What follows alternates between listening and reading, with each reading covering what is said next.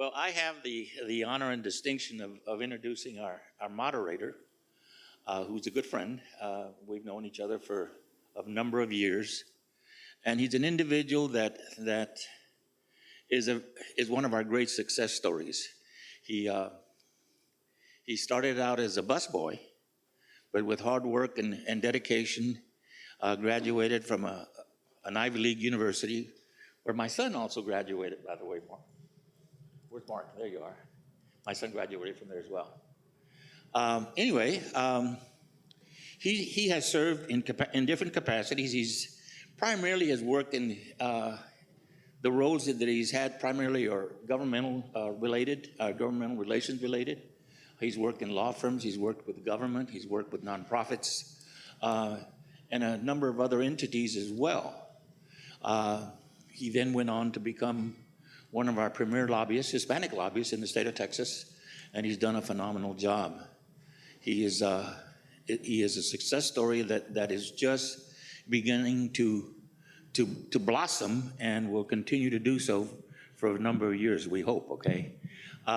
He has gone on to become the chairman of a very prestigious organization, that's the U.S. Hispanic Chambers of Commerce, where he has really done a lot to really enhance and enable a lot of Hispanic organizations and Hispanic businesses to blossom and to flourish. He is married to Jennifer, and he has 4 daughters, Alisa, Bea, Carmen, and Danielle. Let me introduce to you Mark Rodriguez.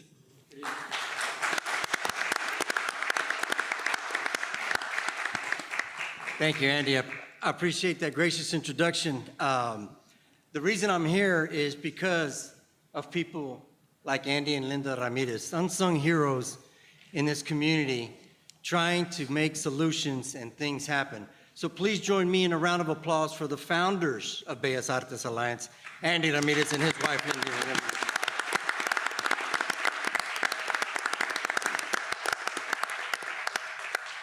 I appreciate the kind introduction. The lobby firm, that's easy. The United States Hispanic Chamber of Commerce, that's easy. With those 4 daughters, Caso Rodriguez, eso es difícil. That's the hard part. So I hope this event goes till 10 o'clock tonight. I appreciate it very much. The first person I'd like to introduce on our panel, I'm going to introduce the panelists. They're going to give a couple of minutes apiece, talk about a couple of issues that they want to talk about, and then we're going to open it up to discussion and have it a true interactive evening. I'm looking forward to it. But the first member that I'd like to introduce is Councilmember Mike Martinez, who has devoted his entire career to public service, from firefighter to councilman, and soon to hopefully other things active in the community. Before taking office in 2006, Mike served as an Austin firefighter for 13 years, and in 2003 was elected president of the Austin Firefighters Association. He serves as the board chairman of Capital Metro, Women-Owned Business Enterprise and Small Business Council subcommittees. He's also a member of the Judicial Committee. By taking a proactive approach, Councilmember Martinez has consistently worked to advance issues for the working people of our community. And in spite of all that activity, he is still here with us this evening, committed to an organization such as BAA, Bellas Artes Alliance. Mike, welcome. Thank you, Mark.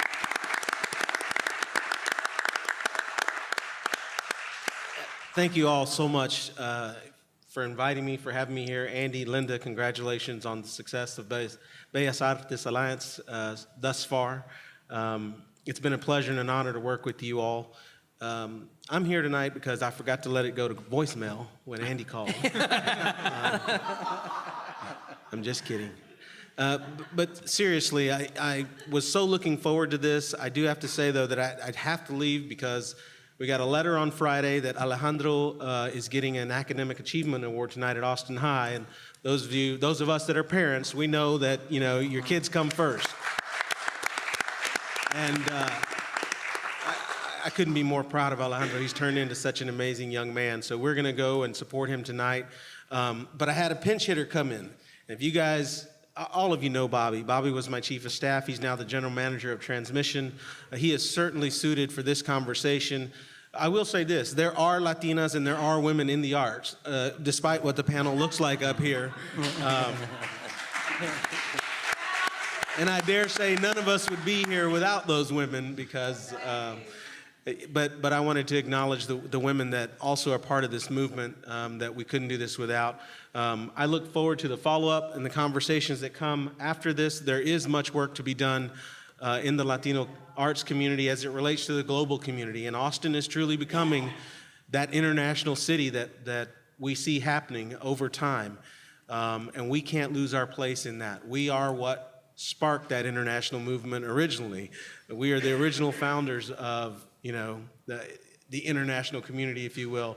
My grandfather migrated here in 1910. And while many others have been here for generations, it is our Latino community that was the base and the foundation of all of Tejas, because we were Mexico at one time. So this conversation is truly important. It's truly, the timing is right to have it now. So I thank Bellas Artes for putting this on. I thank you all for being here this evening. I truly do wish I could stay here tonight, but I have other commitments, and Bobby and the panelists are more than capable of handling the conversation. So Mark, thank you so much. You got it. Thank you, Mike. all very much. Good luck.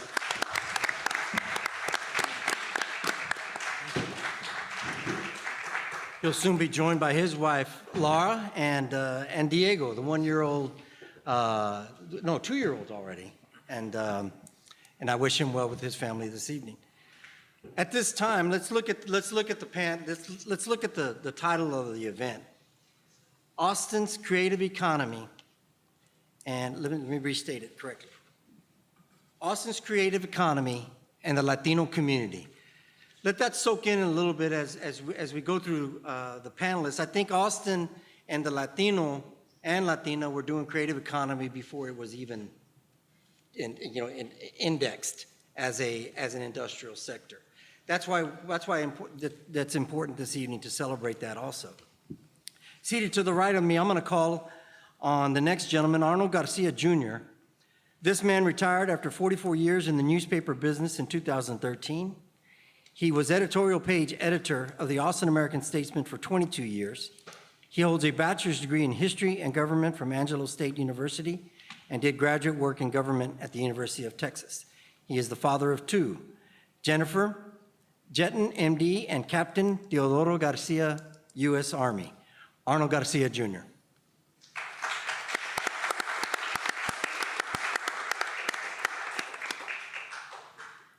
I'm included the children in the introduction because obviously I'm very proud of them.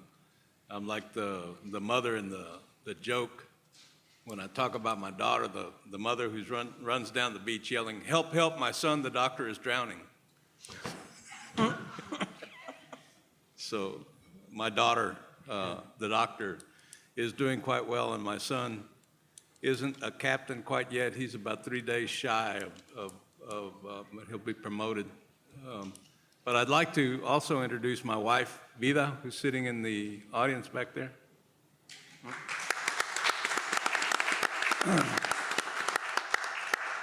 She has been an inspiration to me as I think about topics like this, because she's always pushing me to speak up, say things. And I was flattered, honored to be on a panel with such a distinguished group.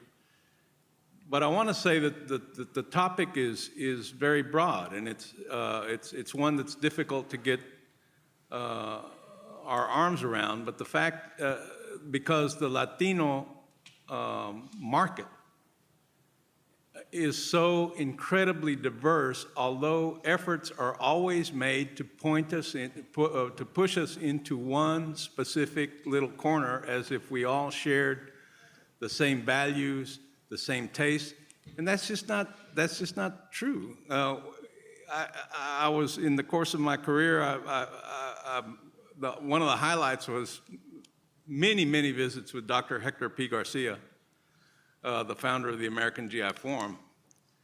And one time I remember very clearly that Dr. Garcia talked about back in the late 60s, some sort of groundbreaking concepts about what civil rights were all about. It's not just the right to vote. He said people have caloric civil rights. People have the right to proper medical care. And he says, and Latinos, specifically Mexican Americans, he says, we're white, we're black, we're rich, and oh my God, we're so poor. He says, all those things that we reach across a spectrum of society as a whole. So when we talk about these issues and concepts, remember that we're not going to arrive at a one-size-fits-all solution. And this is not a discussion that we're going to have here, leave, and then forget about the next morning. It is incumbent upon all of us to take whatever lessons or whatever takeaway that you take from this and go tell your elected officials and go tell your appointed officials that this is what we want, this is what we need, and quit thinking of us as a monolith, because we are not. And I've probably exceeded my limit, but that's sort of the foundation which I'd like to approach this discussion. Thank you. In summary, we are not a one-trick pony. It's funny because it reminds me, as chair of the United States Hispanic Chamber of Commerce, it's interesting to hear President Obama say that the entrepreneurial rate of the Latino is 2.5 to 1 in America in the last 5 years. I know it's going to scare you. It's true. The next number is really going to scare you. 2.5 to 1. 1 is everybody else starting a business in America. Okay, let that sink in. The figure is 3 to 1. It's not 2.5 to 1, it's 3 to 1. Okay, that's our number. That's our USACC number. President Obama uses the figure 50,000 Latinos turn 18 every month. Good figure, right?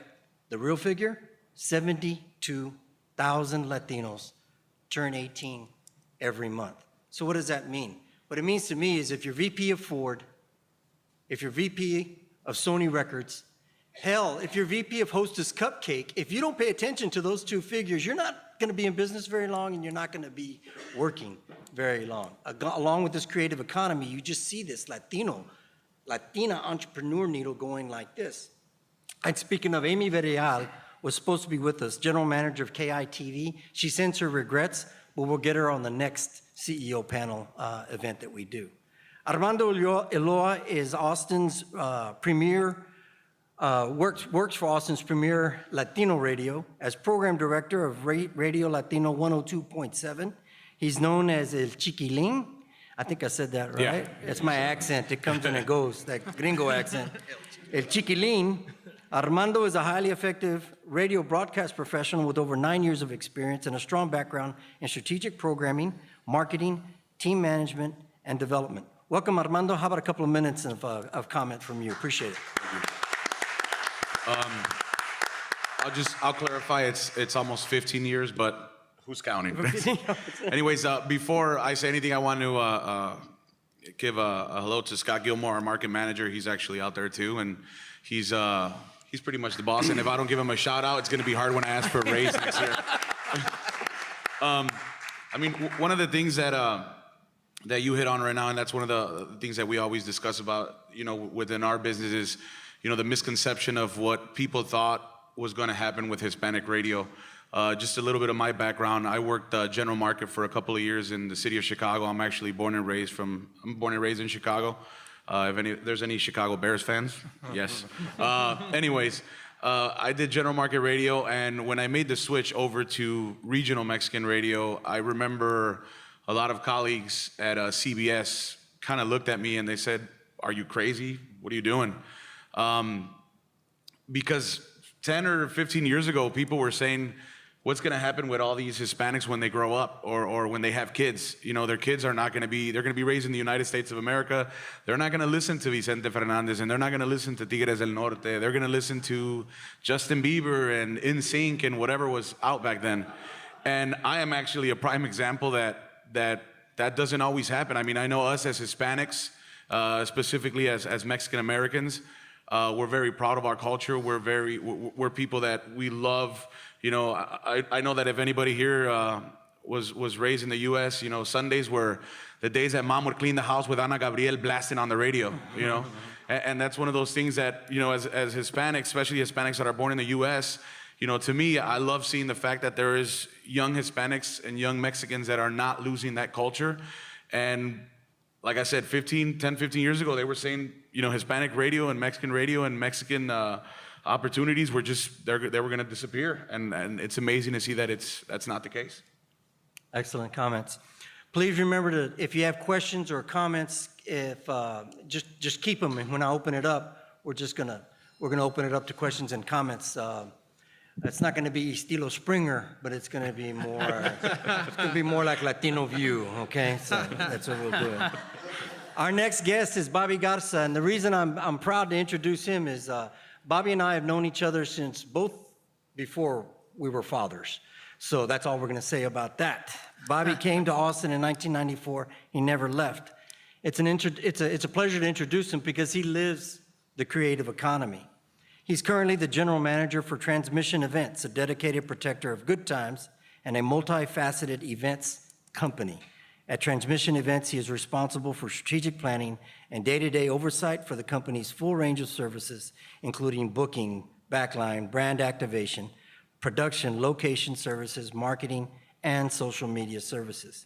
One of the top volume producers of events in Texas, Transmissions Events brought more than 700 shows, events, and activations to friends and fans in the Austin area.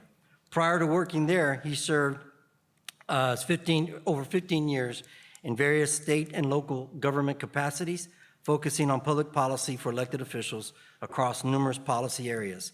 Most recently, former Chief of Staff to Austin City Council member Mike Martinez, active member of the music community as a musician, and vice chair-elect of an important organization called Austin Music Peoples, the Executive Committee of Austin Music Peoples. Bobby, good to see you. Hi.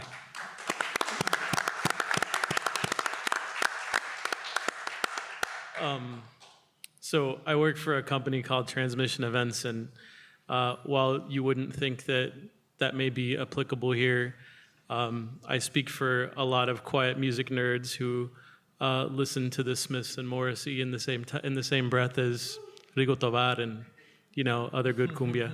I feel like to touch on what Arnold was saying, our community isn't a panacea, and the folks that we speak to aren't everyone, but they're a particular part of our demographic that, you know, we have to recognize. They're disaffected hipsters and music nerds and people that voraciously consume music of all languages. I think there's value in having a discussion about what types of demographics are within the Latino community and how people have grown up, because I think that one of the most beautiful parts of our community is that we are so diverse and that we do have varied backgrounds. I'm interested to have a good discussion this evening. I didn't really prepare anything to say, but I'm happy to be here. Thanks. And then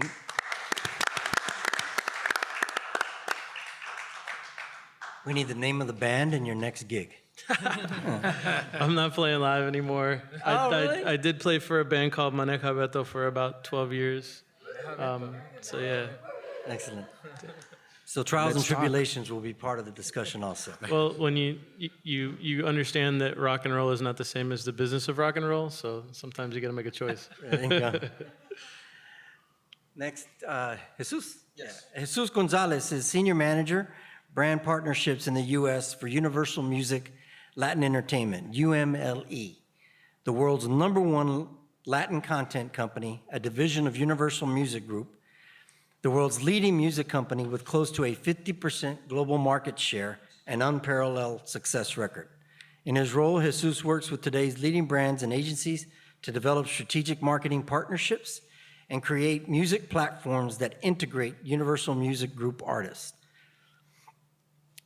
He's also very active in community outreach, having worked with various nonprofits such as important organizations, including VotoLatino.org, MALDEF, NALEO, and NCLR. Jesus, welcome.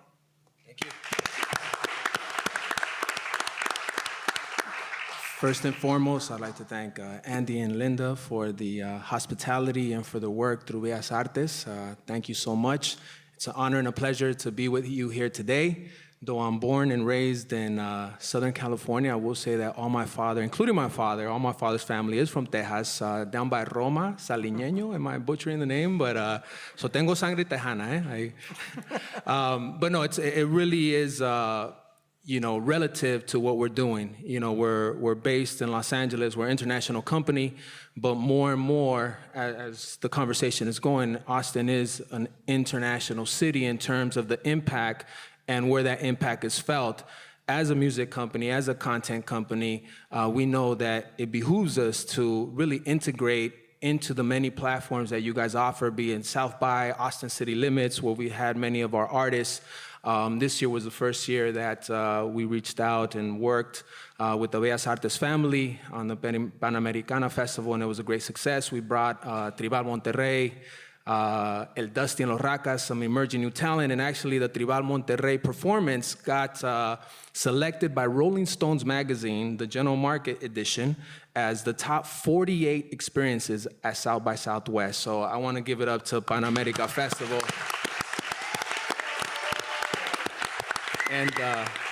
And again, I think all the comments that everyone is sharing are shared experiences, right? I was born and raised in California, but my mother's from Sonora, Mexico. They came to this country along with my grandfather and tias as part of the Bracero program to work in the files of Coachella, picking grapes for more than 26 years, marching with Cesar Chavez, and really being the change that allowed me to be the first on all sides of my family to pursue my education. Every summer, I would have to go out there and pick grapes, and it was, mijo, o la pizca o la educación. It was a pretty simple choice to make, right? But with that said, we are part of that dichotomy where we grew up, again, listening to Rigo Tobar or Tucanes or Tigres del Norte in the household, but yet going outside and listening to Run DMC or whatever urban culture had to offer. And we're a combination of that, right? So there's no way to really pigeonhole us. And in working with brands, I do feel a deep responsibility to ensure that these messages that these brands are trying to convey as they approach us more and more, and make sure that they are culturally relevant, right? And that they really integrate and encompass what we are as a community in the many facets. So thank you so much, and looking forward to the conversation. Excellent. Thank you very much.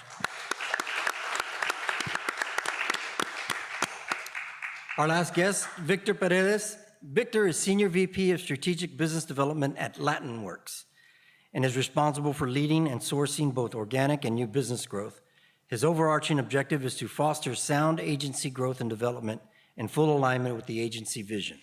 In addition to developing new business, Victor's role also entails oversight over the business strategies in place for current clients to ensure their successful development.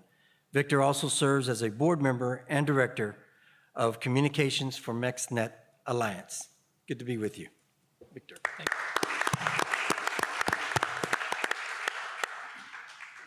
Thank you very much for having me. I'm going to have to move this a little closer.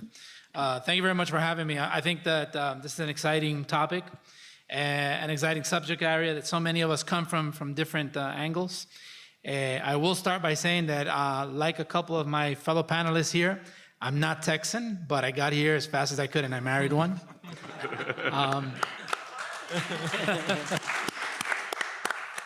But I was born and raised in New York City to a very diverse crowd. My mom is of Puerto Rican descent. My father is of Ecuadorian descent, so very much a very analogous immigrant experience that we went through. And coming here and joining in this conversation is great. The notion of culture is a notion that really is very important to what we're doing at LatinWorks. In fact, we describe our work as cultural branding. And one of the distinctions that we'll draw when we talk about culture is that too often culture is treated as a synonym of ethnicity. And that is not necessarily the case. Ethnicity can be an informing agent to culture, but culture is created by people in context, in places. And so if you bring ethnicity with you, then that is a matter that contributes to it, but it gets created in context, in real places. And when we look at what has been going on in the world, there's a really big paradox going on because the technology has expanded us to a place where the world seems like a small place. But in that expansion, it creates a voracious appetite for content and music and culture that, in a sense, it actually shows you just how actually even much more vast it truly is. And as you consider culture, and as we talk through how to stimulate a creative culture, we have to remember that culture is created in real places. And as it's created in real places, it's born of authenticity. And so as Austin goes into this thought process of acknowledging its global importance, one thing that cannot be forgotten is that you become globally important because of what you do, not the other way around. So you can't create things of global importance. You create things of great enduring value, and it will be given global importance. And that's a very, very important thing because it's central then to being able to inspire a creative community and a creative economy. So I'm glad to talk about that a little bit more. Thank you very much.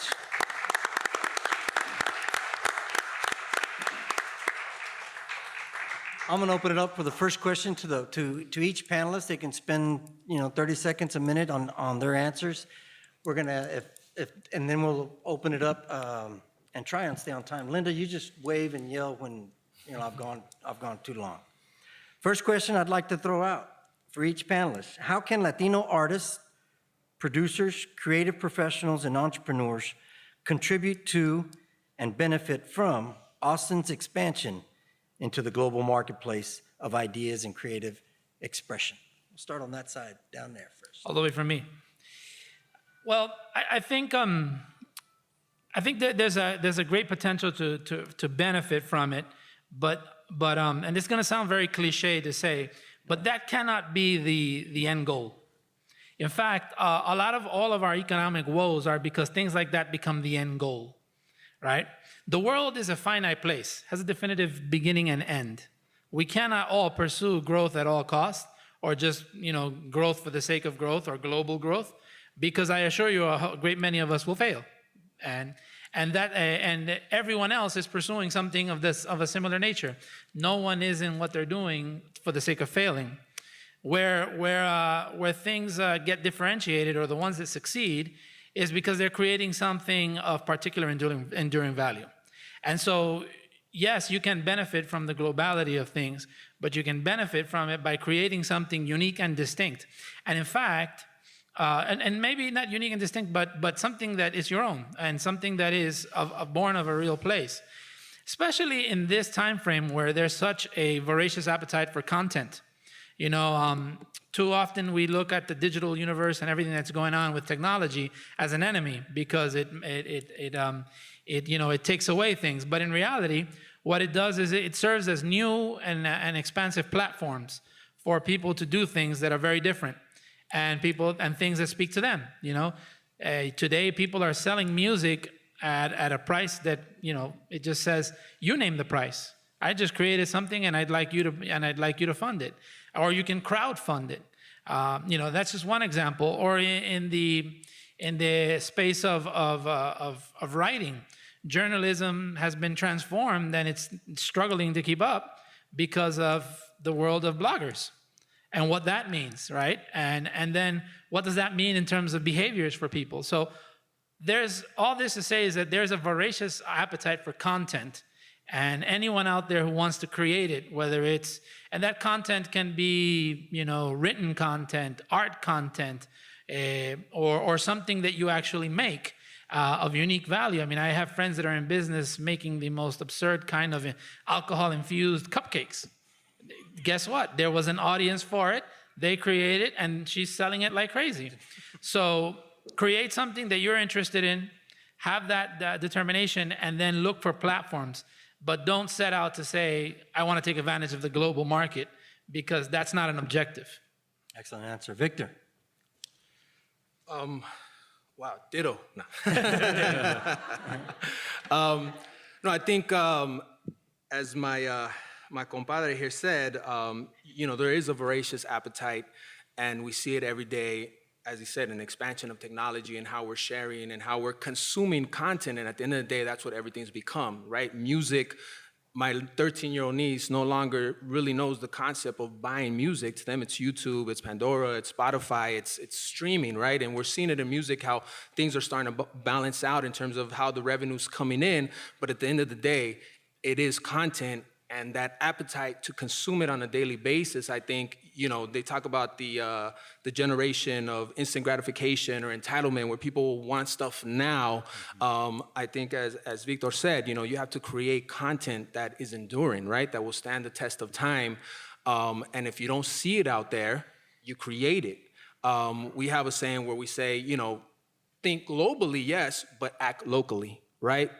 Touch on things that interest you in your local community, whether it's music, whether it's film, whether it's art, and then really diving into this concept and the research done, the UNESCO study. I mean, it was really interesting to think, okay, the creative economy is like this UN global policy, and here I am, this position that I hold didn't exist just 3 years ago. There was no brand partnership, specifically responsible for the U.S. Hispanic market. So I myself am a product and testament of the creative economy, right? What we're doing here, many of us, whether it be events or agencies, and Latinworks being one of the premier Latino agencies, I mean, we take these brand messages and we try to convey them in a culturally relevant fashion, in a genuine fashion. But in terms of how you go and take advantage of it, I was in a meeting recently where they shared some data that, you kind of know it, but just hearing the number, it stated that,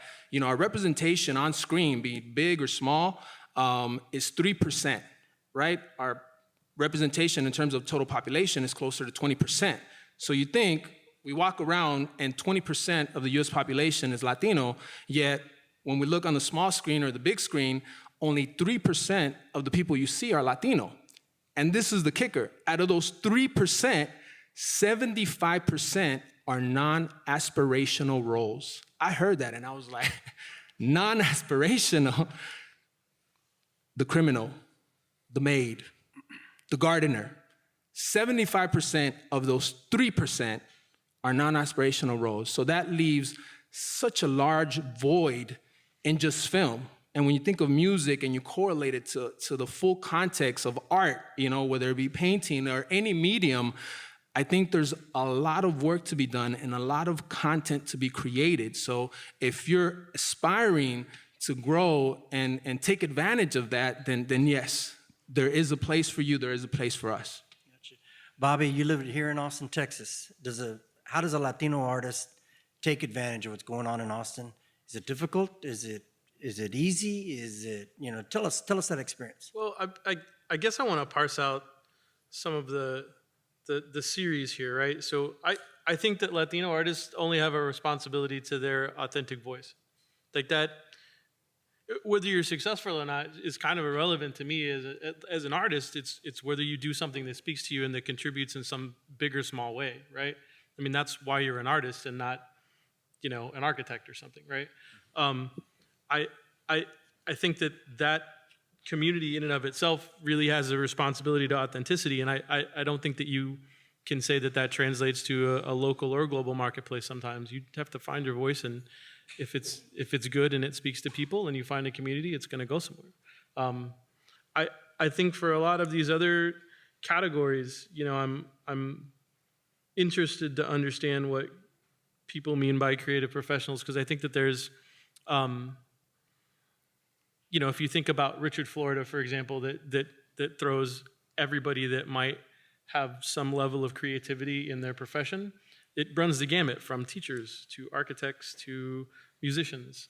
And individually, I think, the biggest thing that Latinos can do in Austin is create senses of community that transcend their own small bubble. And that comes through having authenticity in what you do and how you work. I think a lot of times that bleeds over into different different communities of different ethnicities and different cultures, and that's okay. And embracing those types of things is great. I don't think that that means you have to lose your own individualized culture. I think that those can be rallying points and touchstones for people as inviting spaces, which is why I think it's great that a few years ago when we were meeting with Andy and Linda about the stuff they wanted to do during South by Southwest, it was a good thing, because if you look at, and I say this having been an artist at South by Southwest for, like a decade or something, there are spaces that the community can create that compete just as well as some of the other things that happen on a global scale, right? So I think finding the people that think like you, finding the people that have the same experience as you, and creating those communities, you can create economies that way as well. And going back to the UNESCO report, I think that was the biggest takeaway for me, is that without those senses of community, you're not going to find senses of economy either. Excellent, excellent. Okay, Victor, come on in. Jesus, I'm sorry, and I actually missed the punchline, but that data that we were shown was around El Rey Network, right? So Robert Rodriguez's network, and it was some of their executives that shared that data. So I think it goes back full circle in terms of what someone did when they saw that the content they were looking for wasn't out there. They created it, and that's the biggest example and something to be very proud of. El Rey Network, in terms of the production value, when you look at From Dusk Till Dawn, you look at some other shows on Latin TV, and they're spending maybe in the tens of thousands. They told us they're spending a couple million per episode, right? So in terms of the creative economy and what that's creating in terms of production jobs, in terms of the creative, folk that make up that whole process, that's a prime example there. Hold on to El Rey. El Rey will come back up again also. Armando, reactions from the radio station programming on the question. So I think Jesus and Bobby both pretty much hit it on the nose. Me as a program director and as a person that looks at what music is out there and looks at what artists are doing, a couple years back, maybe 5, 6, 7 years, especially from the Latin side, pretty much every artist that was coming out with something new was copying something that everybody else did, whether it was Tigres del Norte, whether it was Ramon Ayala, whether it was Banda El Recodo, whether it was Daddy Yankee, even from the pop side, the urban side.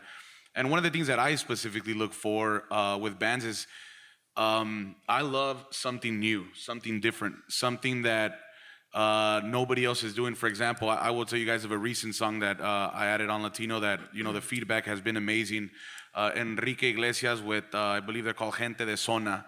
I believe they're from, if I'm not mistaken, maybe they're Portuguese or from Brazil, which is a fusion of Spanish pop with a little bit of something different.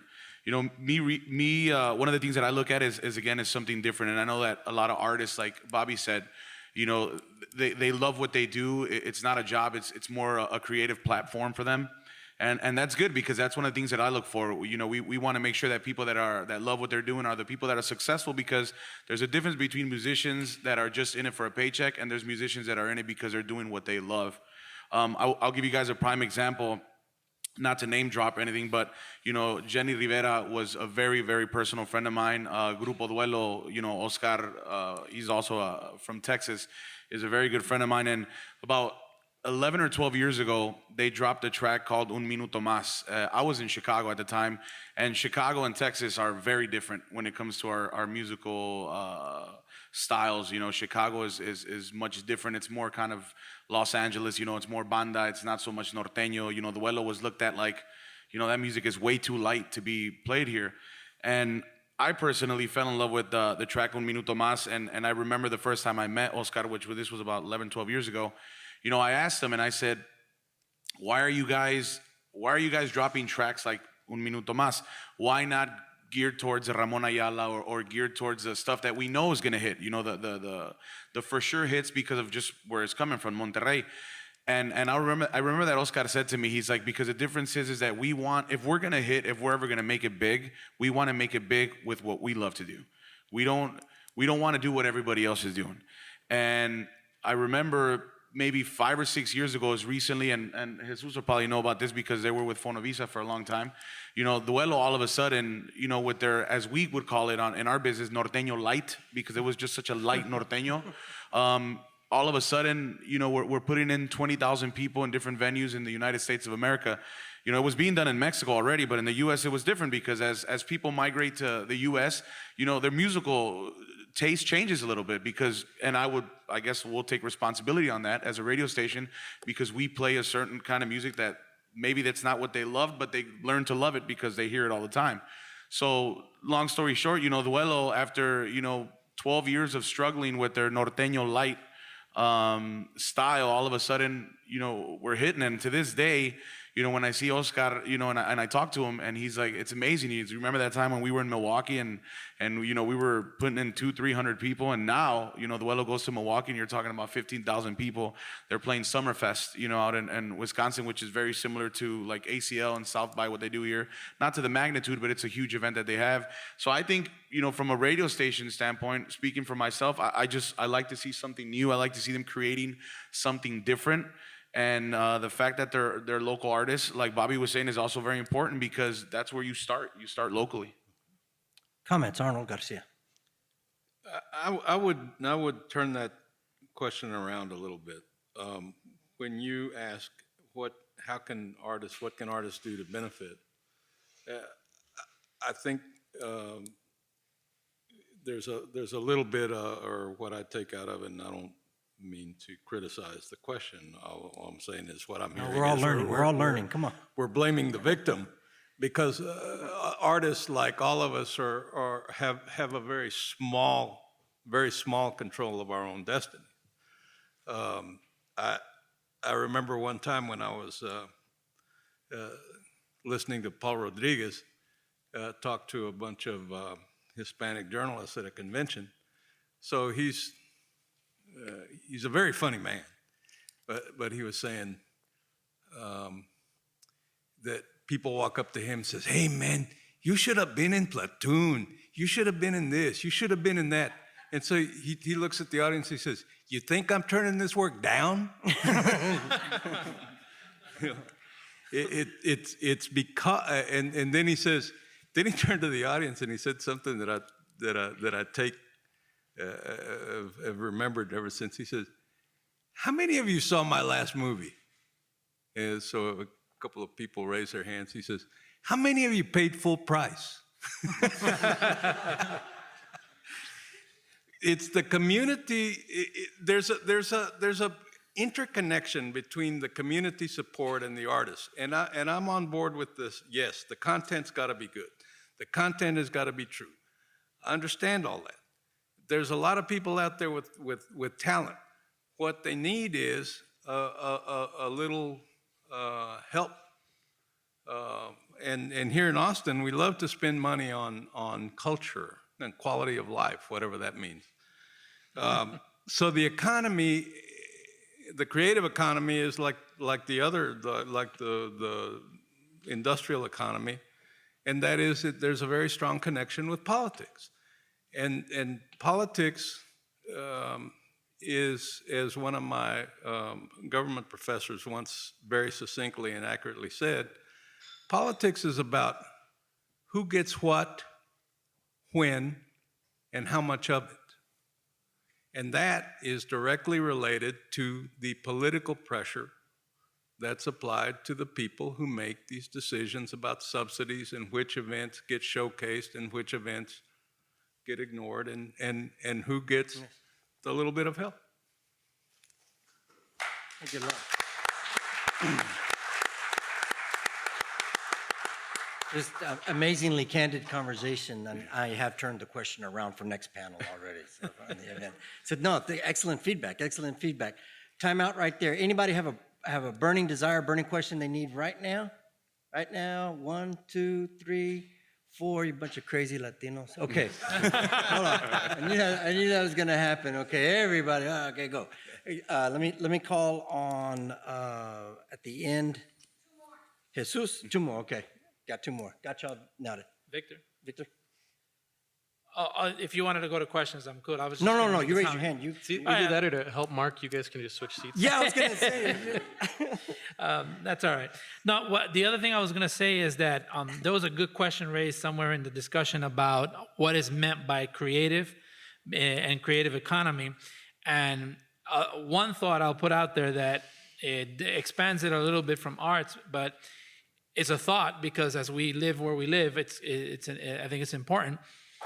Technology has gotten us to a place where it has fed us an inordinate amount of data and content that we don't know what to do with it. Is there overload, information overload? And yes, and unfortunately, it's created behaviors in the population at large and in business at large to seek more data to try and make sense of all the crap that they already got.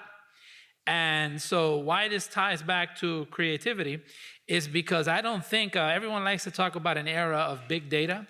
I think we are in an era where we are in an era of big perspective. Those who can make sense of the stuff, those who can curate the stuff, those who can identify things in mass, in cloudiness, are of particular value to an economy. So if we try to gear the discussion towards the creation of an economy, I think that there's creativity in the perspective, in the filters, and the curation that is necessary because we have too much of it. There's so much of it, it's just not discovered, it's not found, it's not identified, or it's not made sense of. But that said, that still it also does trickle back to the fact that ultimately what should be created is creative content that is inspired by the desires of individuals, but the individual can never create things with the mindset of, I want to make $100,000 million with it. They have to create things because they want to and have the faith that there'll be some gain in it down the road. Excellent. Armando, quick comment? I forgot what I was going to say because that was a great comment. I really did. And that was Victor Perez talking right there. Jesus is sitting next to him. It kind of reminds me when I chaired the local chamber here about 13 years ago. People would ask, "Why an Hispanic chamber?" It was like the first question was asked by everybody, right, of all races. And my answer, Why not? my answer, that's what was my smart ass answer, a lot. Okay, if you want to know, you run for chair. But I've changed I used to say, because it's important to the community, I used to say sense of community. I had a different answer back then than now. My answer now is it's a specific organization that knows the business acumen, lack of business acumen, and the culture connection between that and the entrepreneur. And a mainstream chamber does not do that.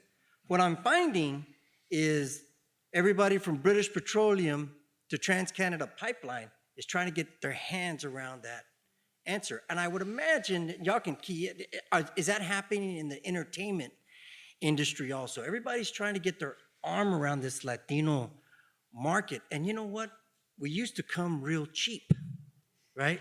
But those answers are different these days. So the reason for a Chamber of Commerce, and I'm going to pick on Mark Madrid, the new president CEO of the Greater Austin Hispanic Chamber of Commerce.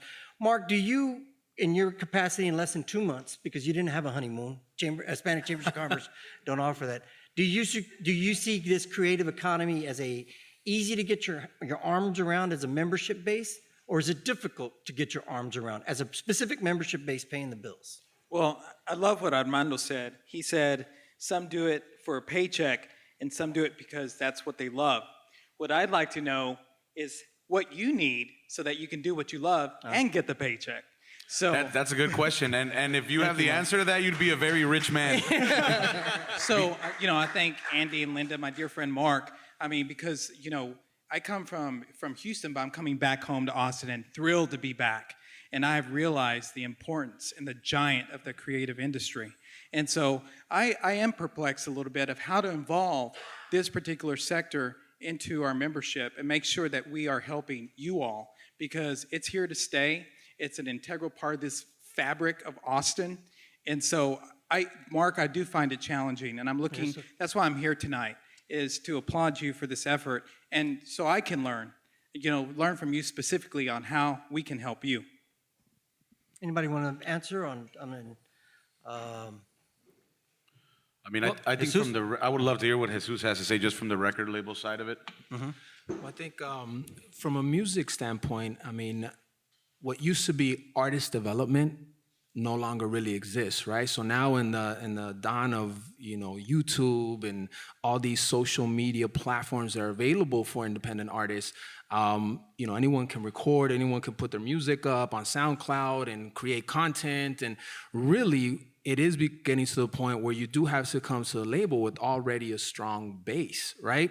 Where we come in as far as brand partnerships and what we're seeing as far as, sort of these brands more and more wanting to really put their hands around what this Latino space is, what they're calling the $1 trillion market, right? I know in California and in many areas, when you think of the general market versus the Hispanic market, you're seeing that it's kind of starting to flip, right? Where now we are becoming the general market. So it's almost a struggle now. And I'm sure you guys see it on the agency side where it's like, okay, then those budgets should reflect general market, right? So I think that's where we're at in terms of who has control of those resources. And it's inevitable more and more. You're seeing sort of the shift and all these theories now where it's like, well, if we do total market, right, then we capture the general market and those second, third generation Latinos that, again, how they said they don't listen to Tigres del Norte no more. But again, all the cultural nuances of what it is to be Latino, I think in music or in any of the arts, really comes down to the artist having something pure, right? And something new, something interesting and engaging. And at the end of the day, we still say it starts with the song. It starts with the music, right? And from there, you have all these tools to build yourself up. It has to start local within your community and build out. But now through social media, through the internet, I mean, you have access to the globe, right? Where you can have fans in Venezuela and in España, and you're making music out of your garage here in Austin, and it's that kind of impact. And we do see those stories more and more. I think what we're doing here is part of the solution, and to Linda, again, I applaud you on this panel, because in the UNESCO report, one of the steps, right, towards that change was engaging the creatives, the local government, the community. And I think that goes to some of the comments being made out here, that unless you have, local government, state government, really promoting and supporting culture, and it starts with the arts, then we're at a loss to begin with, But in terms of music, it starts with the music. You have a lot of tools out there. Brands now are coming in, and we are finding some leverage as far as once we grab these artists to continue to develop them, and say a brand, like Pepsi or other brands that we've worked with, to come in and partner with us on developing this new talent.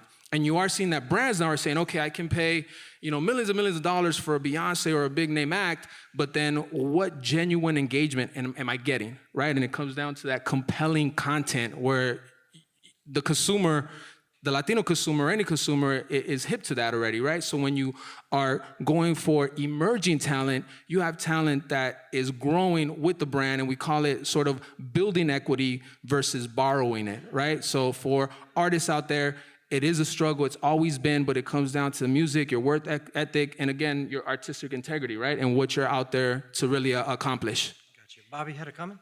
Yeah, I wanted to answer the question a little specifically. I think what chambers can provide, especially for people who make their money off of creativity, is content and information.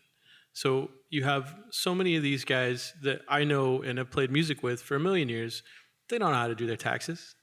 They don't know how to develop a good business plan or a marketing plan, or how to get their music out or their art out, who to talk to. I mean, we have amazing resources that are completely disconnected in this community sometimes. And I think that that's something we all have to be honest about. But, I see Enrique Bravo back there, who's I've been doing stuff with for a decade or more.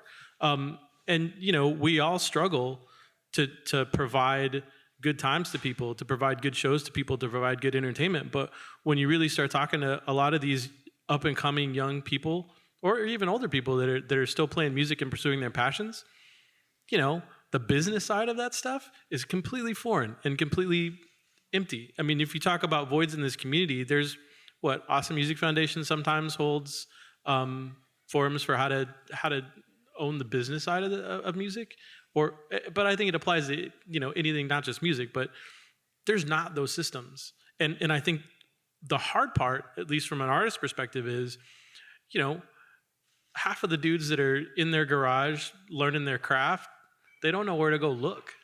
So there's almost a question there for business people, like how do you find these folks, and how can you reach out to these folks to provide them with good tools that allow them to be sustainable artists? I think that's a huge thing that the local chamber here could provide for people. Excellent. Armando, Arnold, and we're going to Andy's question next. Bobby just said something really important, and I agree 100%. Remind me what that was? Musicians, they know their craft. They don't know the business side of it. I am not going to say any names because I'm not going to throw anybody under the bus in this case, but I have a friend of mine that coincidentally is very good friends with my wife that was with Fonovisa a while back ago, and she was on the verge of becoming the next big thing. She actually recorded one of the songs for the Mundial about 8 years ago, and her song was the official version of the Mundial about 8 years ago, might have been a little bit more. And great voice.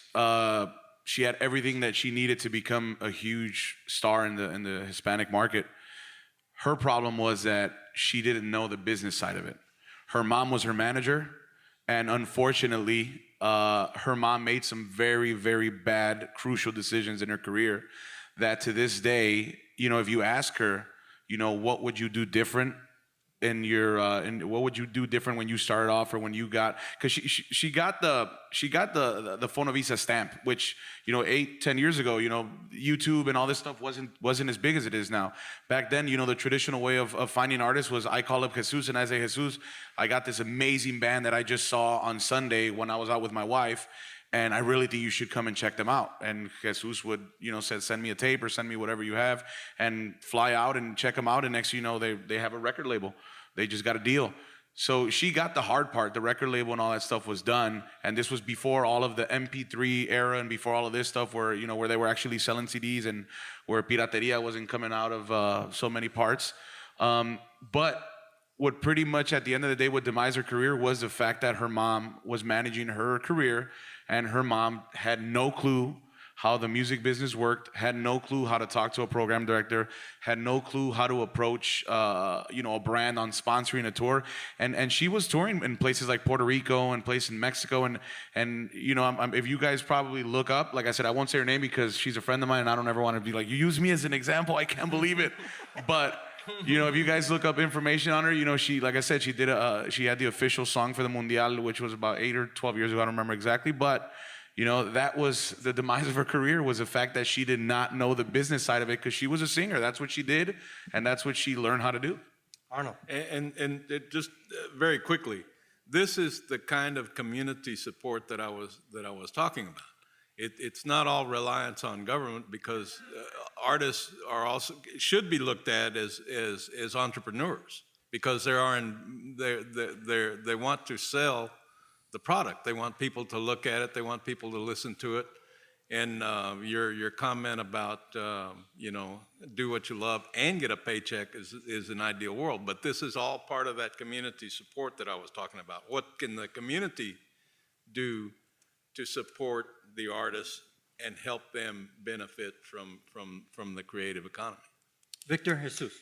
Yeah, so one, as you asked that question about what you can do, I think that there's also an importance on realizing who are those, you know, Latino entrepreneurs or creatives here in Austin. And, you know, another angle to look at it is that Latina mommy bloggers have basically, they run the show on all things blogging, not Latina blogging. All things blogging. The Latina mommy bloggers, that specific universe, are driving the bus on how to monetize all things blogs. That's mind-boggling. And then when you extrapolate out to small business development, Latino women are developing businesses at 7 times the rate of anybody else. 7 times the rate. So that means that they are the ones who are, a large part of who's going to be that entrepreneur or that business or that creator of some sorts. And if that's the case, she has an interesting set of needs because, again, from an agency standpoint, we get to see her as a person and as a psychographic, and we come to learn that she also has zero interest in reneging on her responsibility or desire to be equally as successful mom. So now that is a completely different set of needs and characteristics and empowerment and guidance that she needs in order to continue to succeed, because all the conditions around business or around the culture of entrepreneurship are very male dominated, and so it makes it very hard. I think that's important. I think another important thing is youth. When you look at a city like Austin, we have the highest concentration of millennials, right? And millennials, we all can get into debates on the virtues of their mindset or whatever else, but they're driving the bus and they're the future of our city. And that's the entrepreneur, right? So that's the creative type. So that also has a different set of value systems. And then lastly, Latino small business has been outpacing total business in general, but they tend to be in service sector with smaller number of employees and smaller things, which gives them a whole host of other challenges when they're starting businesses, because they're starting these things that are smaller in nature, and they don't have the scale that other larger things have, and that's a real problem for any cultural thing. Fantastic discussion. Jesus, real quick. Just wanted to add again, from a label perspective, you couldn't have hit it more the nail on the head in terms of the business acumen, because no joke, you still find where there's this brand going after the biggest band you could think of, and it's like, sí, hable con la doña. And that's who's handling their affairs, or Are el you talking primo. about Banda El Recodo? So in terms of the foundation, that really is important, and the tools, how do you set up a Facebook and your YouTube and make sure you have a mailing list? What is a mailing list? And contacts, and how do you follow up? So I think the corporate business acumen, I always tell aspiring artists, like, treat yourself as a brand, right? You are the brand. You're building equity. You're the storefront. If you get a job, you'll wake up in the morning and have to be there and clock in and work. But yet, when you're dealing with your own future, your own livelihood, don't expect it to come to you. You have to take those steps and educate yourself, and having that accessible as a platform, I think, is of the utmost importance, especially when you see it to this day. When people come in, you give them a contract, and they're like this, and you're like, whoa, whoa, whoa. And we're the label, and I'm like, don't sign it. Take it to your lawyer. And they're like, and just that, again, knowing the importance and value of what you bring to the table and the content you create. Real quick, Armando. Just real quick, I don't want to be cliche, but it's the truth. Knowledge is power. I mean, it's just that simple. The more you know, he just said it, and I've seen it happen so many times, like where artists are just in such desperate need of signing with the record label, and they have no clue what they're signing. And if they had a little bit more knowledge of what they're actually signing, they would realize that, like he said, take it to your lawyer. So, education is always going to be a great thing. I'm like, it says you're firstborn. Take it out. Now it's going to start getting dicey. Andy, you're next. Well, first of all, let me say that this is a great dialogue and a great discussion, and this was really Mark's idea. The CEO panel discussion was Mark's idea, and when we met to discuss, the kinds of things that we needed to do, he suggested this as a very viable activity. We certainly agreed and pursued it to the point that it's happening today. Let me say this, because I've been around a number of years. I'm one of the founders of the local Chamber of Commerce, which started many, many years ago. I won't say how many, but it's been a bunch. And now, Marta, you're not supposed to say that. Okay. I'm going to take a stab.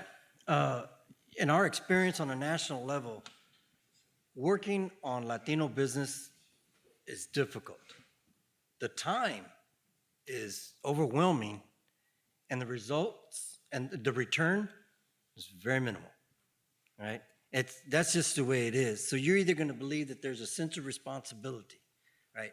I did not tell Andy Ramirez no because I would have felt so guilty about not being active in Bellas Artes Alliance. So I do think that there's some responsibility there. The challenge with the entrepreneur happens every quarter when he has to send Uncle Sam a check, okay? Regardless of the issue. There's nothing Hispanic about that money that I send to Uncle Sam, right? And I'm finding that it's hard for the Latino and the Latina to say, I am really hacked off 4 times a year when I send that check. I need some help. So at the same time, there has to be a sense of responsibility. We have to just kind of say, okay, what's the experience? Your experience is harder. As an economic needle going like this, if you're mainstream, your reaction is not to share.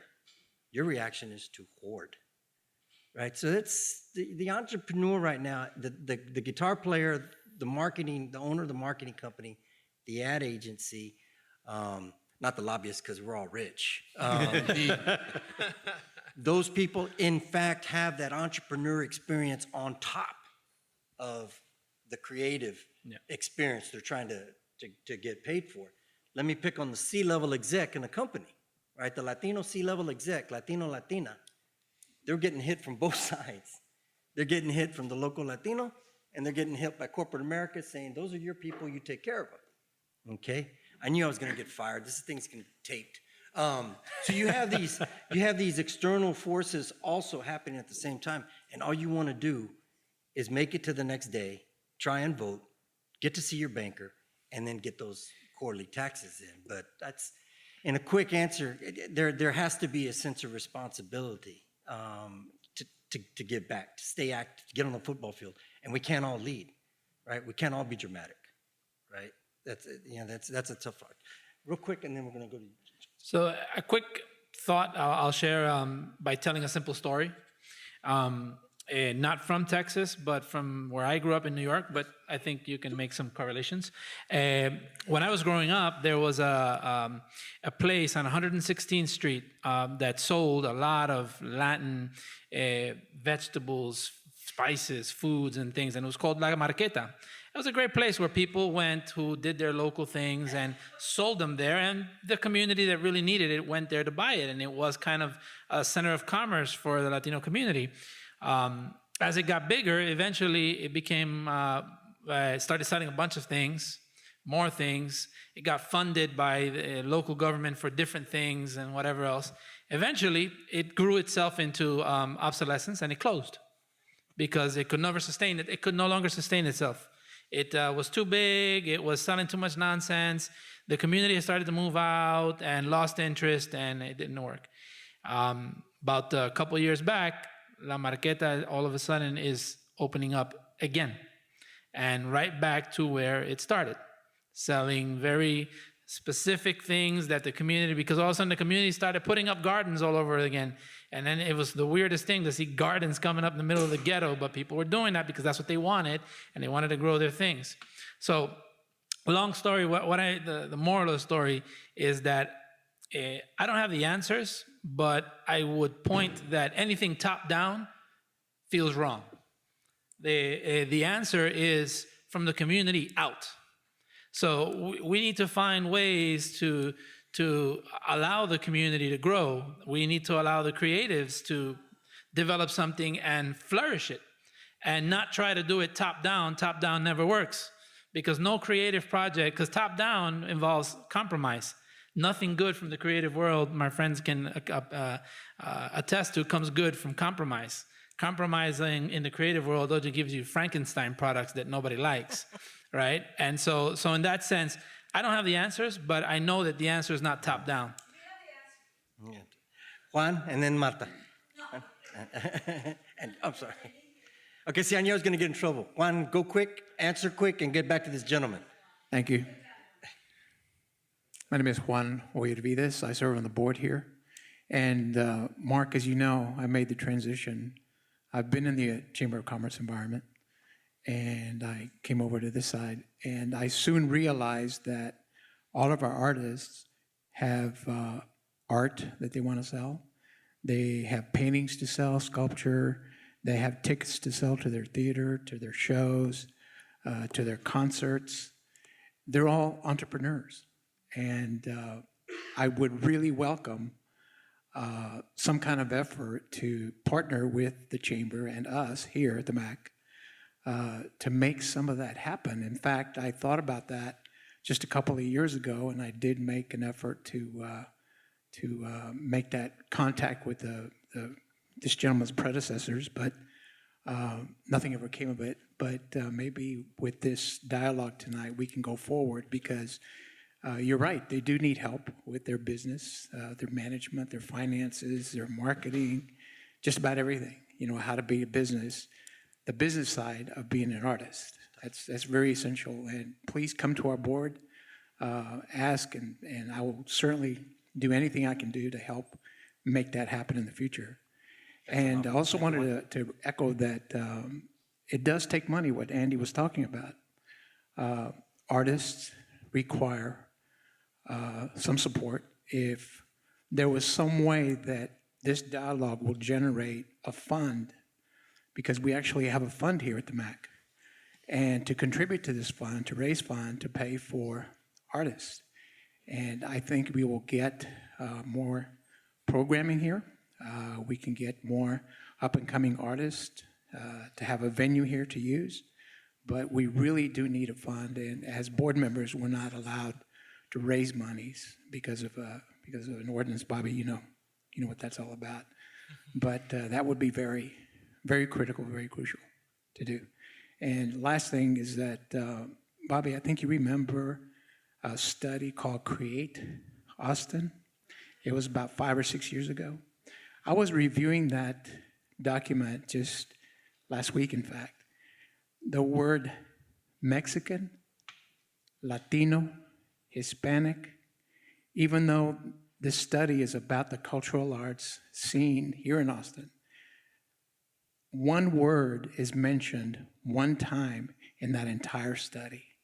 And it was mentioned in the prologue by Teresa Long, where she notes that the Mexican American Cultural Center was now open, and that's the only time in this study about cultural arts in Austin that the word Mexican was mentioned at all. So we're, even 5 years ago, we're not even on the radar as far as the cultural arts go. And I think with this dialogue, I hope something will develop positive in that direction. Thank you, Juan. Thank you.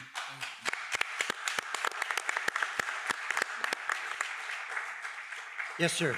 You've been patiently waiting. Yes, sir. I have one straightforward question. Go ahead and identify yourself also. Emilio Zamora, live here in Austin, teach at the University of Texas. Where does the social content figure into the creative process? And by social content, I mean more than simply representing or reflecting the social experience that we call Latino, but also leading it with voice, with not only voice and sound, but ideas and issues. Where does that figure into this whole entrepreneurial process? I haven't heard much about, I think there's certain assumptions. I think some of you are including it, the social content, but I think it's very implicit and it's not explicit. So I'm asking, can you make that explicit? How does the social content figure into the creative process?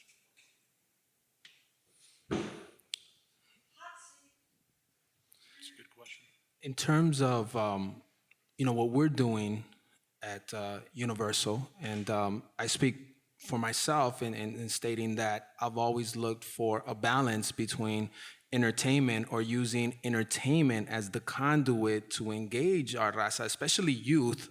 In working with Voto Latino, I mean, that's a perfect example. It was co-founded by the actress Rosario Dawson, John Leguizamo, Wilder Valderrama, a lot of these Latino actors out there in Hollywood, very much involved, Sofia Vergara, and using entertainment as the platform to engage Latino youth in the political process.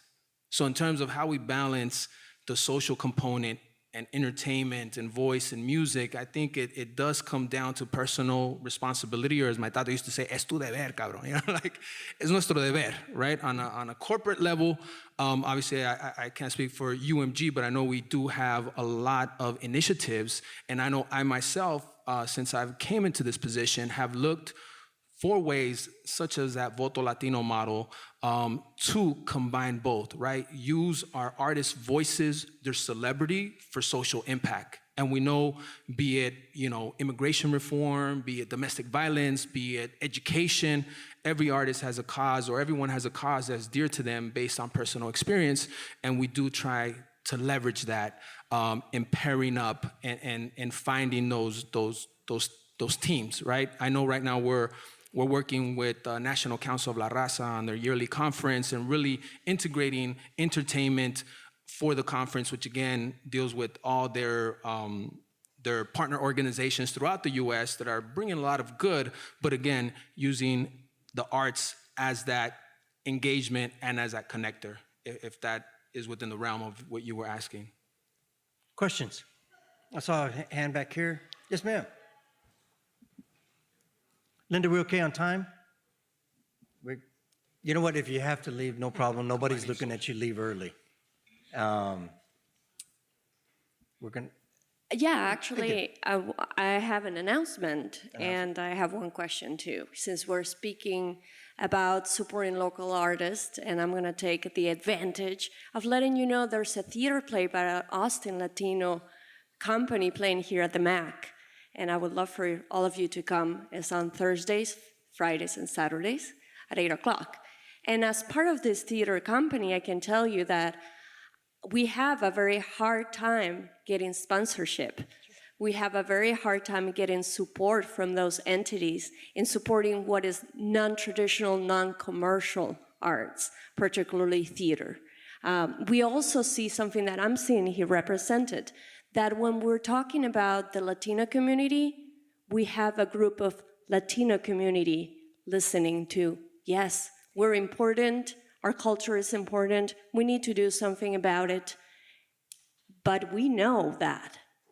We need the general market. We need the other groups. We need the city of Austin. I'm glad to have seen Mike Martinez here, but I would like to see the other council members come and talk about and listen to what our concerns are. So as part of these organizations who are representative, how do we advance, in a way, our agenda? What initiatives can artists have so we're not preaching to the choir?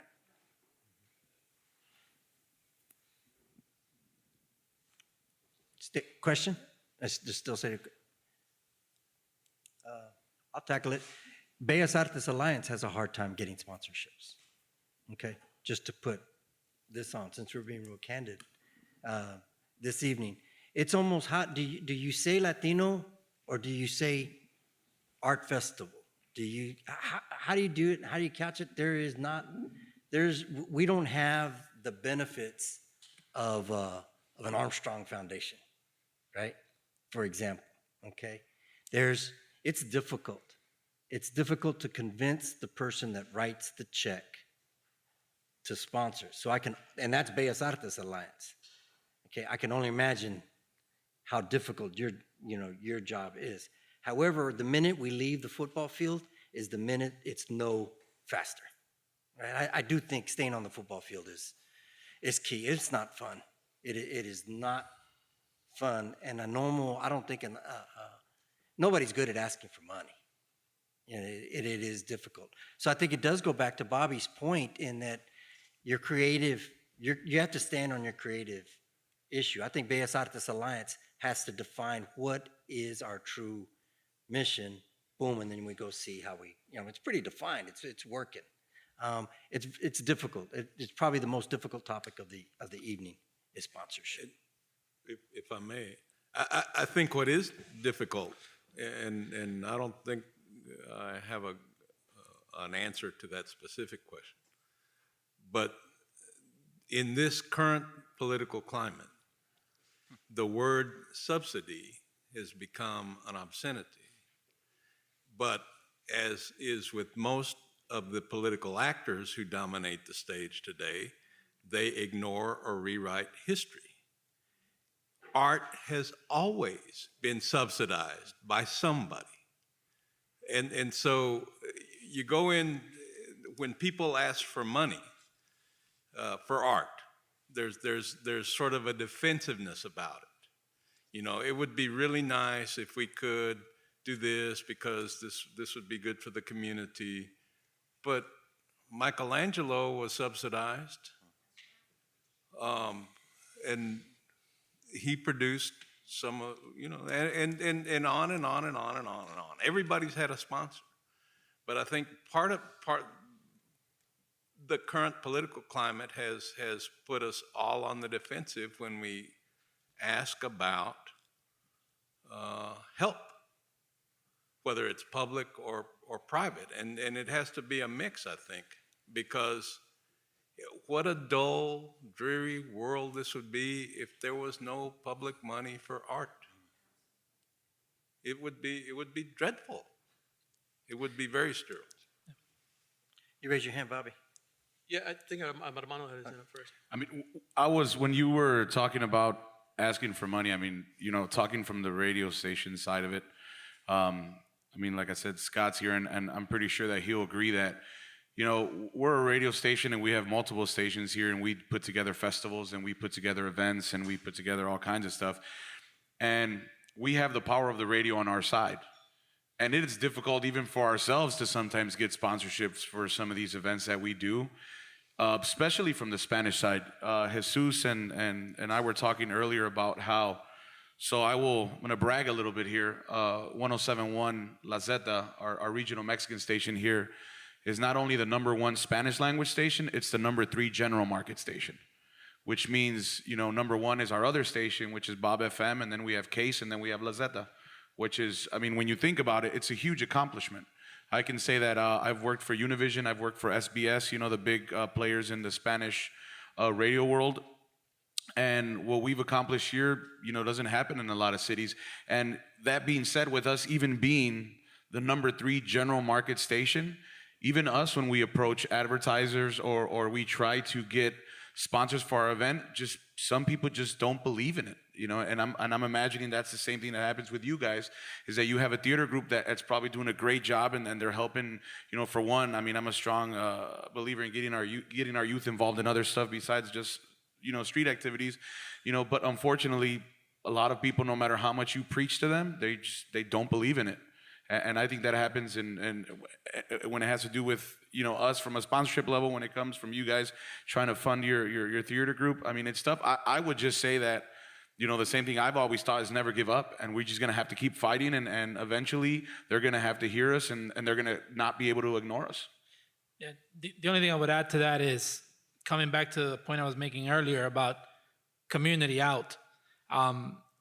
You know, even the president's campaign made a big stink about how they were so fantastic at raising $5 donations. Well, in the community, there's a truckload of $5 out there.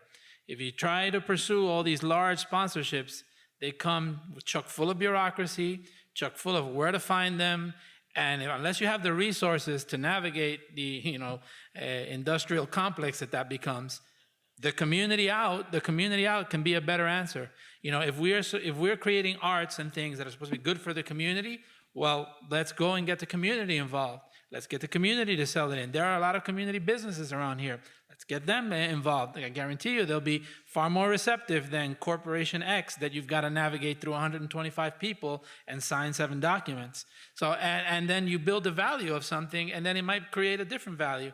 But there has to be a community out in. I assure you the community has some resources, and the community will, and it will create an ecosystem for the community itself. But sometimes we have a tendency of talk about the community as a third party and the funding as a fourth party. And we have to bring those conversations a little bit together. Now, if you want to go the funding route, yeah, there's a diversity and inclusion industrial complex out there. Go find them, and they've got plenty of money. And if you got time to write grants, then there'll be money coming your way. But you got to have a whole lot of time to do all that. Quick comment. I'll get you, Marta. A quick comment, Bobby. 2 seconds. I wanted to respond to a couple of things, Dr. Zamora's question and what Arnold said, and I think it's really, it just occurred to me that, you know, using Michelangelo as an example, he never really had to monetize his product. And I think that that's the reality for artists today, and it sucks, but that's just what it is. And so you, as a consequence, you get artists that have to hustle a whole lot more than they ever would have. You know, art was something to be treasured and valued a long time ago, and people put money behind it. The reality is that doesn't happen any longer. I think that's an element of social responsibility that Dr. Zamora was talking about. The flip side of that is what artists' responsibilities are. I think the way that artists learn that is from people like you who are teachers. I don't think that happens organically unless they have someone to help show them the way. I mean, my entire politicization, and the reason that I spent 15 years in public service is because I had great professors at UT.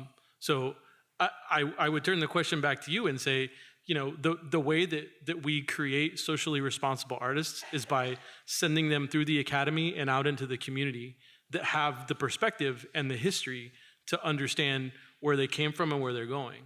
So, I mean, I think that there is a responsibility for artists to talk about what's going on in their world, but I also think that we as a community have to prop those kids up a lot, and I don't think that we do it enough. We could do a whole evening just on Robert Rodriguez, much less El Rey Network, okay? But your preliminary articles on El Rey are content articles, okay? That's the Wall Street report right now, not enough content. My opinion only. Well, El Rey will succeed or fail on capitalization. Not on there's enough content for El Rey right here in this room.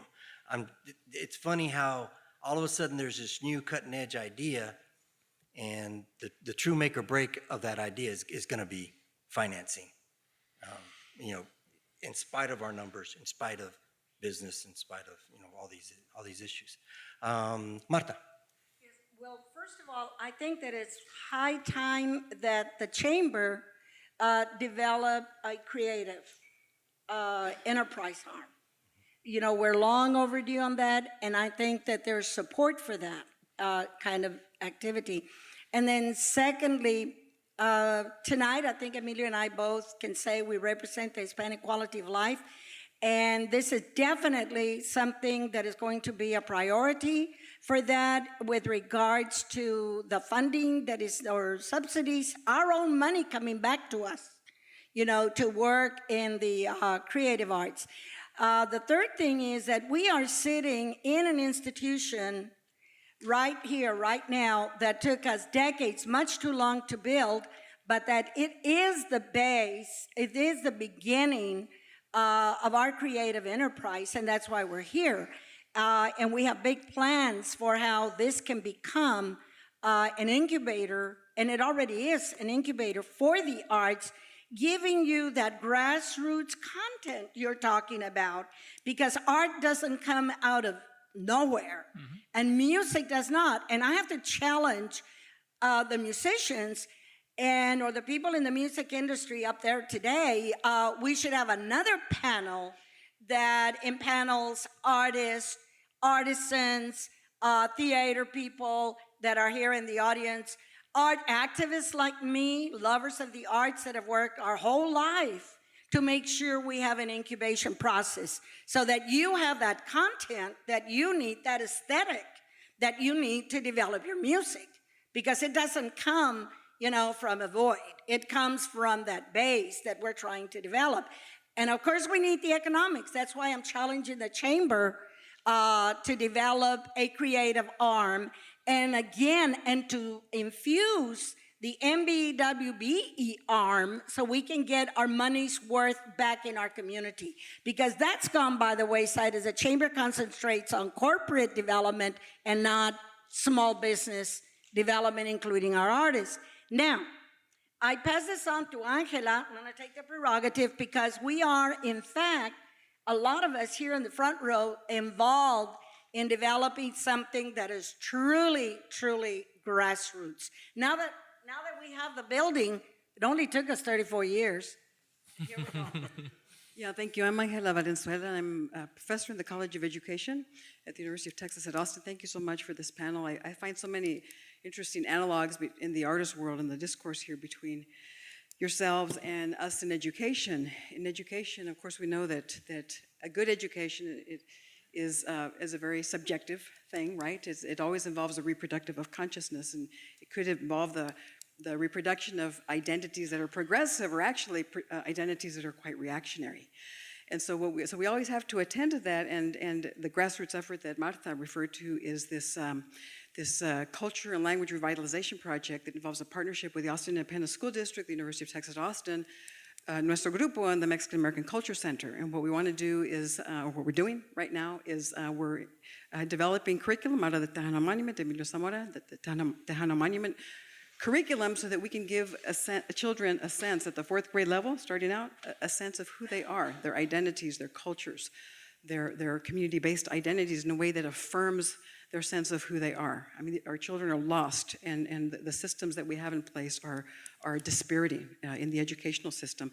But in forming partnerships at the grassroots level, we are very confident that we can provide the education that our children need in a way that is not school, right? It's a Saturday Academy specifically. It's an after-school program. There's other pieces to it, but those are the highlights here at the MAC in ways that we think can really bridge the arts with instruction in ways that inspire youth in their own possibilities. This isn't like, something that is didactic or top-down at all. It's very much bottom-up in a way that we think that communicates the idea that art isn't an add-on. It's not fluff. I mean, it's actually so tied to survival, to just making it every day in the school system, every day in the neighborhoods that children are challenged. I could say more, but there's more. Thank you.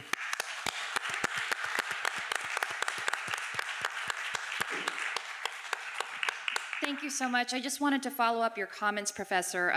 My name is Yesenia Garcia. I am the program coordinator for the Austin Independent School District for an initiative called the Creative Learning Initiative. And that's a unique partnership between the school district, the city of Austin, and a nonprofit called MindPop, which has organized over 40 community arts partners here in the city of Austin. And just to echo what you were saying, we are here in Austin, Texas, forging a unique opportunity for teachers and for students to really engage in their educational opportunities by teaching them core curriculum through the arts. We just completed our first year of implementation, and in the next 10 years, every single teacher in Austin ISD will be trained in professional development in arts-based instruction. And that's a really big win for Austin, and I just wanted to inform everybody that we here at the school district are doing our due diligence. We realize, and this has come from a community effort, this has been grassroots effort, and a lot of this was spearheaded through the Kennedy Center for Performing Arts, which designated Austin, Texas as its 7th city in their Any Given Child creative learning program. And so we're really excited about what we're doing. Austin is on the map, and we are projected to have this growth in professional development for teachers, really engaging the students. And this has been such a wonderful opportunity to have everybody here in the audience to kind of share what we're doing at the school district. And thank you to all of you for participating in this. And we're really excited at the next steps. And hopefully, a lot of the students that we are engaging in the arts will have the opportunities to forge their entrepreneurship in the future, whether it's through the arts, whether it's through business, whether it's through teaching, whether it's through education in some form or fashion. We're teaching them to be creative now, so that when they leave Austin Independent School District, they will become the leaders that we know that they can be, and that way we can serve them through the arts. So thank you so much, and thank you for your comments on education. I'm gonna have to be the bad guy and start wrapping it up, but only at the MAC do you hear Latina mommy bloggers, politics, and creative economy all within 2 hours. So It's all relative. All we need is a good enchilada recipe and we're good. There's a lot of things going on, very, very much. I'm gonna call upon each panelist for a quick summary comment, and we're gonna start wrapping it up. Let's start at the far right. Okay, I'm gonna have to make that up quick, but Go. no, I think that creative economy is a critical subject to Austin. I think that as we in Austin grow, we will have to be mindful of making it about the community and about what got us to today anyway. And as we look at the Latino community, in the intro letter, there was this thing about those things going in parallel. But I think the Latino community is an integral part of that. And as far as we can continue to empower them, give them the access and resources to continue, I think that we'll be in a great place. We have to look at those women that are at the heart of what's being created, and that what we are creating is truly something that people want to create, and that we're allowing them the freedom to create versus trying to push them to create for a global market. I think that has to come with some future. And our tech history, brings creativity into center, because we need great creative perspective across everything we do, not just arts per se. So, Victor, please join me in thanking Victor Paredes, Latin Works.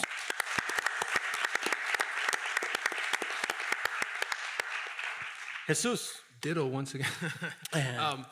No, I just want to thank once again Bellas Artes for the invitation, the whole familia, and we. I throw it out there that any ideas to collaborate, I think it starts here. Part of the UNESCO report was these kinds of panels and these kinds of get-togethers, right? But where we go from here is the critical stage in terms of what are the next steps, what are the concrete steps, what are the actions, what are the results that come out of this conversation, right? And I know we're very much interested in becoming invested in the Austin community, and we're looking for ways to explore and grow. So we have a commitment to do that. That's why I'm here, and part of this panel in terms of it revolving around culture, I mean, it's something that we live, but to see it in writing and really explore it in terms of how culture drives, or culture, what would we say, arte es cultura, or cultura es arte, right? And I think that being part and representative of culture as an individual, and I think this here is really the change, because at the end of the day, at the highest levels of corporate America, you still aren't seeing this represented, and at the end of the day, that's the ultimate sort of the milestone we have to hit in terms of Latino representation in those executive positions to make those decisions as far as culture and supporting it and driving it. So thank you so much. Jesus Gonzalez, UMLE.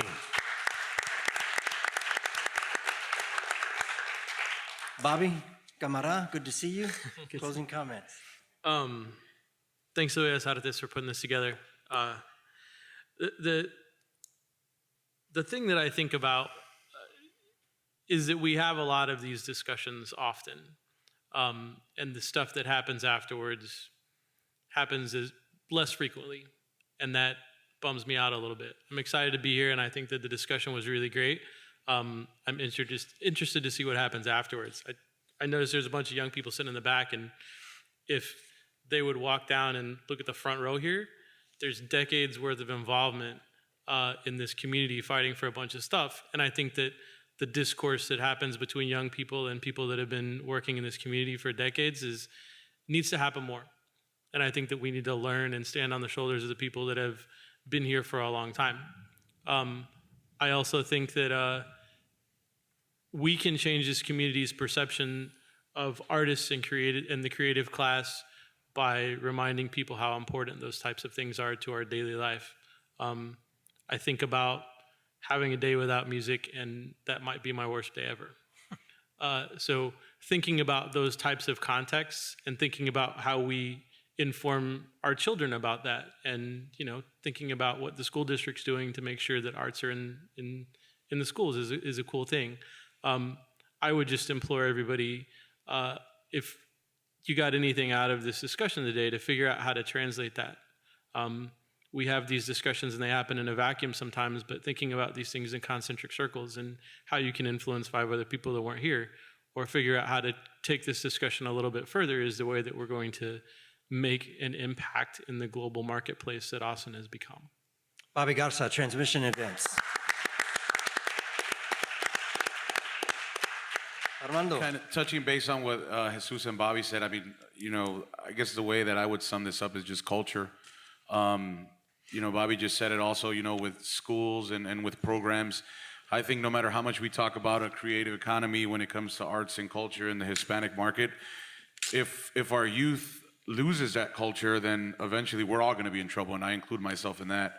It's very important to keep educating our future leaders, because I think Jesus said it, or Bobby said it, that, you know, in corporate America, we need to have more of those Hispanic, Latin people that actually have, you know, an agenda besides just, you know, making the money. It's also something about our culture. And we know that as Hispanics, we're very proud of our culture. We're very proud of where we come from. And we want to see, you know, other Hispanics succeed in everything they're doing. So I just think that that's really important.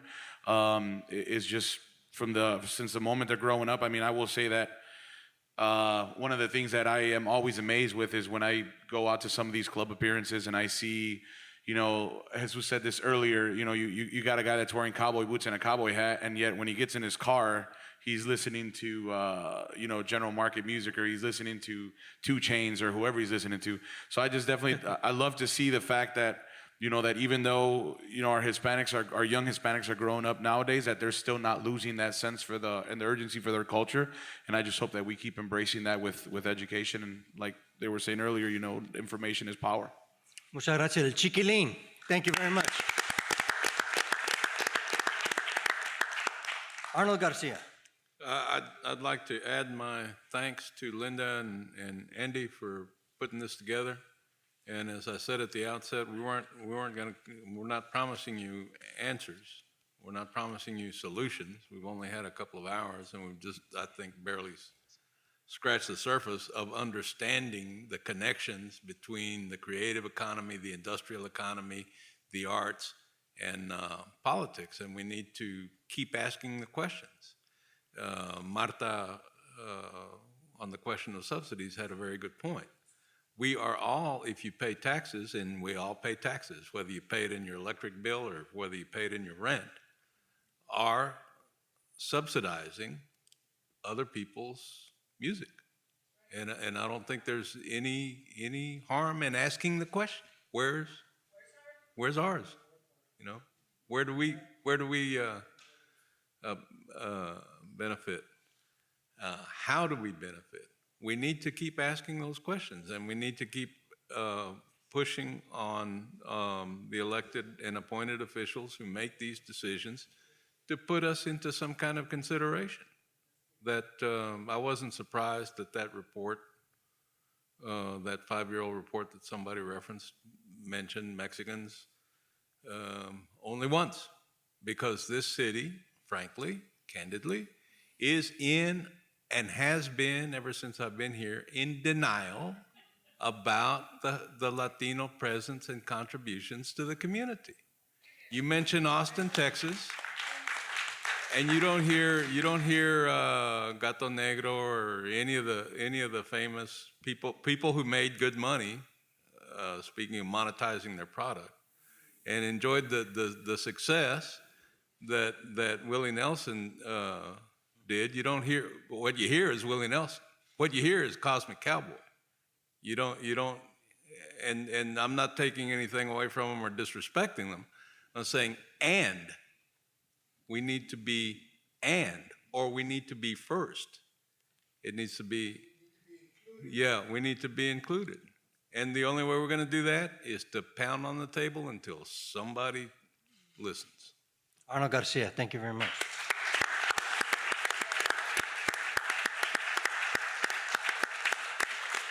It's been a true pleasure, Andy, and I can state right now I can't wait for the next co-sponsored Bellas Artes Alliance. I think we've got a lot of notes here, to work with. Andy Ramirez. Well, I just wanted to first of all thank the panelists for coming and being part of this discussion, and then thank all of the people that made time to come. I think it's critical that we do engage. I think it's critical that we continue this dialogue, Bobby, that it's not be something that we leave behind. Like so many master plans that gather dust, they spend hundreds of thousands of dollars on, and all they do is collect dust. It can't be that. It's got to be followed up, and I certainly intend to do all that I can to make sure that we do have another CEO panel. Thank you so much again, everybody, for coming, and especially the panelists, okay? It's been an honor and a pleasure. I'm not going to say we stand adjourned, we stand recessed until the next time we're together. Thank you very much.